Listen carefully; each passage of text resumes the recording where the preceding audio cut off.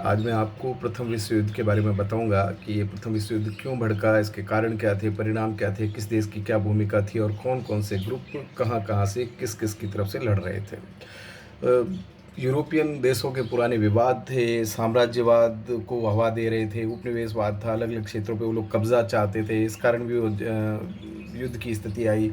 सभी देशों का स्वार्थ था, लालच था और एक बाल्कन प्रदेश था टर्की का। उस बाल्कन प्रदेश पे यूरोप के बड़े-बड़े राष्ट्र अपना कब्ज़ा चाहते थे। अब किसी को छोटा टुकड़ा मिला, किसी को बड़ा मिला, इससे असंतोष ज़ाहिर हुआ और ये सारे देश आपस में भिड़ने के लिए तैयार हो गए।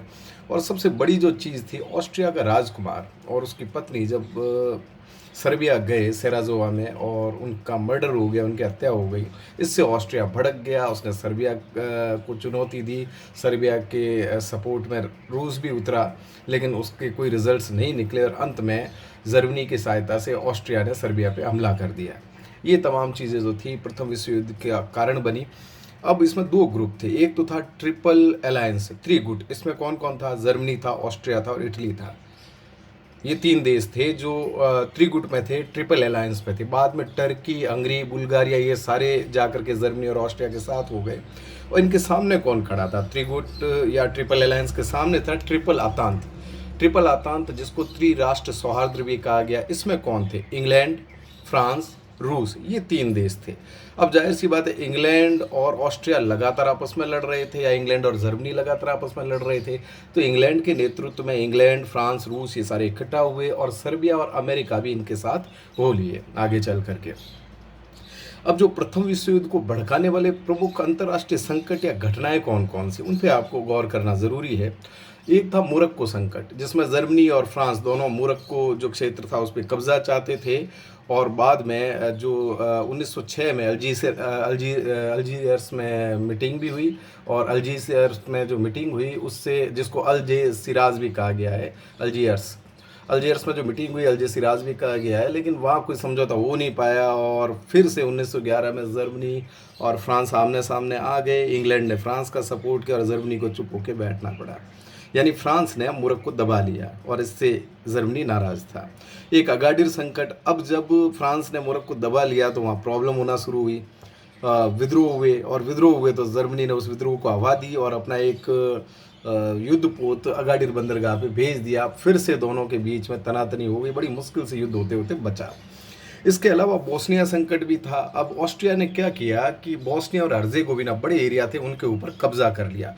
रूस ये मानता था कि बोस्निया और हर्जेगोविना जो है वो रूस के एरिया है, लेकिन जब ऑस्ट्रिया ने कब्जा कर लिया और जर्मनी ने भी ऑस्ट्रिया को सपोर्ट किया तो रूस को चुप होकर बैठना पड़ा। इससे रूस के मन में भी क्रोध की भावना भड़की। इसके अलावा बाल्कन युद्ध हो रहे थे 1900 जो है 12-13 से लेकर के लगातार ये टर्की के एरियाज़ को बांट बांट के अपने अपने हिस्से में लेने के लिए युद्ध चल रहे थे और कोई पक्ष दूसरे से असंतुष्ट हो रहा था। किसी को लगता था इसको ज़्यादा एरिया मिल गया, किसी को लगता था ये चीटिंग कर रहा है, इस कारण भी युद्ध हुआ। एक ट्रिपोली संकट था। इटली ने तुर्की का एक एरिया था ट्रिपोली, उस पर कब्जा कर लिया और टर्की को चुप होना पड़ा। हालांकि बाद में सेटलमेंट हो गया, लेकिन इससे बहुत सारी चीज़ें निकल के सामने आई जो युद्ध का कारण बनी। और सबसे इम्पोर्टेंट जो मैंने आपको शुरू में बताया कि ऑस्ट्रिया का जो ड्यूक था, राजकुमार था फर्डिनेंड, उसकी हत्या हो गई 28 जून 1914 को। सेराजोवा यानी सर्बिया का एक एरिया था सेराजोवा, वहाँ ऑस्ट्रिया का राजकुमार जाता है, आर्क ड्यूक फर्डिनेंड, और उसकी पत्नी उसके साथ जाती है। उसका कत्ल हो जाता है 28 जून 1914 को। और 23 जुलाई 1914 को ऑस्ट्रिया एक अल्टीमेटम भेजता है सर्बिया को कि 24 घंटे में हमारी सारी शर्तें मानो। और इन शर्तों के साथ एक मेन शर्त ये कि हमारी एक टीम आएगी, वो ये जांच करेगी कि साहब इसकी हत्या क्यों हुई, और वो जो जांच करेगी वो फाइनल मानी जाएगी। सर्बिया ने ऑस्ट्रिया की सारी शर्तें मानी, लेकिन कहा जांच हमारे लोग करेंगे, आपके लोगों को हम यहाँ बुला के जांच नहीं करा सकते, आप अपना ही पक्ष रखोगे और हम लोगों को फंसा दोगे। और ये शर्त जब सर्बिया ने नहीं मानी तो ऑस्ट्रिया ने जर्मनी की सहायता से हमला कर दिया सर्बिया पे, और सर्बिया के सपोर्ट में रूस भी उतर गया। और जब रूस उतरा तो इंग्लैंड, फ्रांस भी साथ साथ उतर गए। तो ये एक तरह से बड़ा युद्ध, विश्व युद्ध जो है वो ये ऑस्ट्रिया के राजकुमार की हत्या के कारण ये तात्कालिक स्थितियाँ बनी। आगे हम चलते हैं। सब प्रथम विश्व युद्ध के कारण क्या थे? सब देशों में उग्र राष्ट्रीयता थी, सब अपने राष्ट्र को सर्वश्रेष्ठ मानते थे और दूसरे राष्ट्र को नीचा मानते थे। साम्राज्यवाद था, हर कोई राष्ट्र दूसरे राष्ट्र जो कमज़ोर राष्ट्र थे उन पर कब्जा करके और अपना सामान बेचना चाहता था, कच्चा माल मंगाना चाहता था, जैसे इंग्लैंड ने इंडिया पे कब्जा कर लिया था। सैनिकवाद हो रहा था, शस्त्रीकरण था, सैनिक ज़्यादा थे, उनको खपाना ज़रूरी था, नहीं तो विद्रोह कर सकते थे। शस्त्रीकरण था, सबको ज़्यादा आधुनिक हथियार चाहिए थे, कई गुप्त संधियाँ हो रही थी, ये सारे प्रथम विश्व युद्ध के कारण हैं। बहुत सारे समाचार पत्र भड़काऊ लेख लिख रहे थे एक दूसरे देशों के खिलाफ, और जर्मनी का जो सम्राट था विलियम द्वितीय, वो बहुत ज़्यादा महत्वाकांक्षी था। वो ये सोचता था मेरा देश सर्वश्रेष्ठ है, बाकी जाए भाड़ में। तो ये मुश्किलें हो रही थी, बहुत सारे जो समझौते थे वो अगर हो जाते थे, ये युद्ध नहीं होता, लेकिन कोई अंतर्राष्ट्रीय संस्था थी नहीं जो ये समझौते करवा सकती। मनोवैज्ञानिकता ये थी कि लोग युद्ध देखते आ रहे थे लगातार, छोटे बड़े, तो उनकी आदत हो गई थी युद्ध हो तो वो देखा जाएगा। और इटली का जो संकट था, इस इटली की आज़ादी में भी बहुत सारे फैक्ट्स निकल के आए थे, कई देश एक दूसरे के खिलाफ हुए थे, वो टीस भी इस युद्ध का कारण थी। और बहुत सारे अंतर्राष्ट्रीय संकट है, वो भी प्रथम विश्व युद्ध का कारण थे। मैंने आपको बता दिया अंतर्राष्ट्रीय संकट कौन कौन से थे, जैसे मोरक्को संकट है, या फिर बोस्निया संकट है, या बाल्कन विवाद है, अगाडिर संकट है, ये सारे। और अंत में सबसे बड़ा कारण तो ऑस्ट्रिया के राजकुमार फर्डिनेंड की हत्या थी। अब प्रथम विश्व युद्ध के परिणाम क्या हुए? अगर पॉलिटिकल राजनीतिक परिणाम देखें तो बड़े बड़े राजवंश जो खत्म हो गए। इसके अलावा लोकतंत्र की स्थापना हुई, राष्ट्रीयता का प्रसार हुआ, नए राज्यों का उदय हुआ, छोटे छोटे राज्यों का भी उदय हुआ, ठीक है। और राष्ट्र संघ की स्थापना हुई, और नए प्रकार के वाद, वाद का मतलब क्या, जैसे साम्यवाद, रूस में और इटली में फासिस्टवाद, और जर्मनी में नाजीवाद, जापान में सैन्यवाद, ये सारे वाद पनपे। और अमेरिका द्वारा यूरोपीय देशों को बहुत सारा कर्जा दिया गया युद्ध में, और अमेरिका एक तरह से साहूकार देश बन गया, उसने बहुत पैसा कमाया। कर्ज दे दे के बाद में ब्याज के रूप में और मूलधन ऐंठने के रूप में अमेरिका ने बहुत पैसा कमाया, और शस्त्रीकरण की होड़ बढ़ी। साम्यवाद जो था रूस का, जिसमें मजदूर और किसानों का सीधा सीधा समर्थन होता है, पूंजीपतियों का विरोध होता है, ये विचारधारा पूरी दुनिया में फैलने लग गई। तो रूस का भी प्रभाव एक तरह से इस युद्ध के बाद बड़े तौर पे पड़ा। ये सारे राजनीतिक कारण थे। अगर आर्थिक परिणाम देखें तो बहुत सारे राष्ट्र बर्बाद हो गए युद्ध में होते हैं, और युद्ध में बहुत सारे देशों ने जो ऋण लिया था वो चुका नहीं पाए। तो अमेरिका जैसे देशों को इससे फ़ायदा हुआ, कभी ऋण दो या अपने एरियाज दो, या उसके एवज में हमको कुछ दो। और मुद्रास्फीति बढ़ी, मुद्रास्फीति बढ़ी मतलब ज़्यादा पैसा उन देशों ने छापा, लेकिन पैसे की कीमत गिर गई, ज़्यादा पैसा ले जाओ सामान कम आ रहा था, ये थी मुद्रास्फीति। और पूरी दुनिया का व्यापार बर्बाद हो गया, भयंकर बेरोजगारी फैली, ये सारे आर्थिक परिणाम थे। सामाजिक परिणाम क्या हुए? सामाजिक परिणाम जो थे प्रथम विश्व युद्ध के, बहुत सारे लोग मारे गए। 5 साल में लगभग 40 लाख लोग मारे गए, युद्ध से, बीमारियों से, तमाम तरीके से।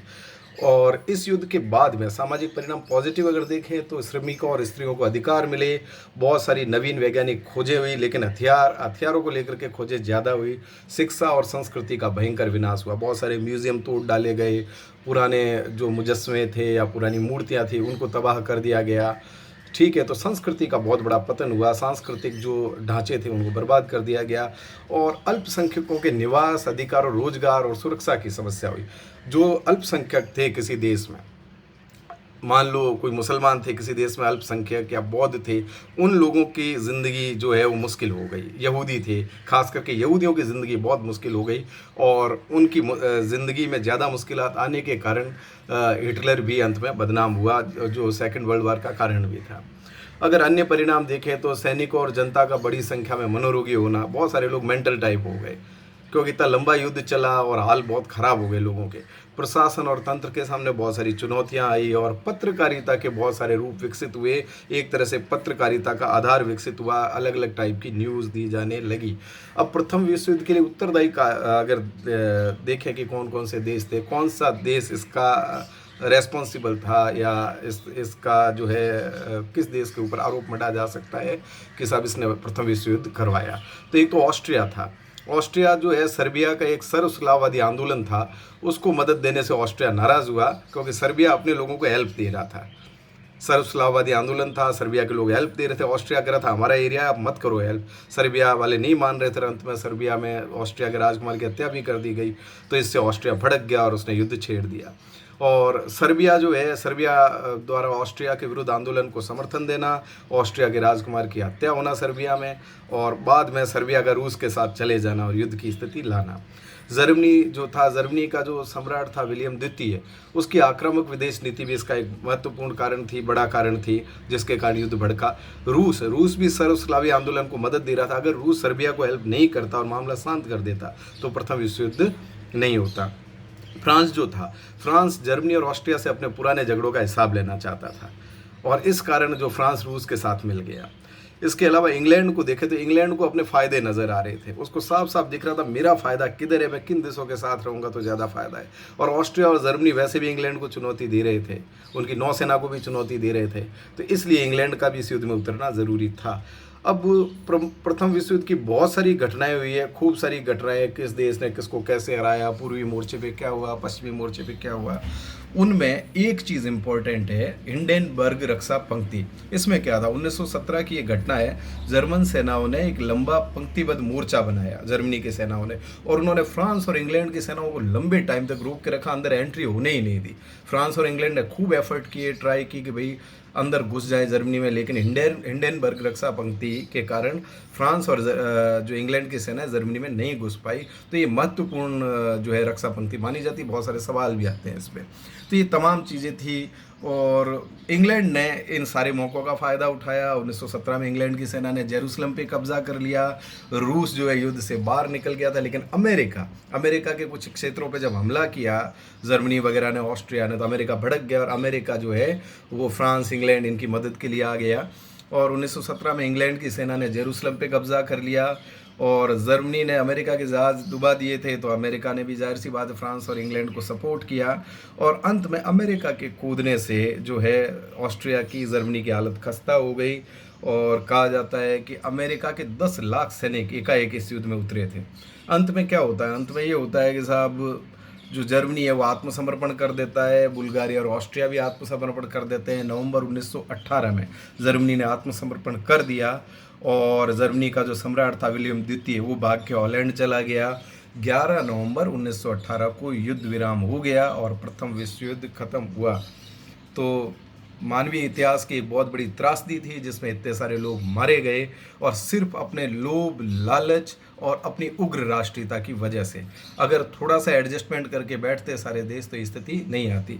अगर मेरी तरफ से किसी को दोषी देना हो तो मैं सबसे ज़्यादा ऑस्ट्रिया को दोषी दूंगा, ऑस्ट्रिया को दोषी ठहराऊंगा, क्योंकि ऑस्ट्रिया के कारण ये सारी समस्याएं पनपी। ऑस्ट्रिया को उस वक्त का विश्व राजनीति का दादा कहा जा सकता है, खुलेआम दादागिरी की ऑस्ट्रिया ने।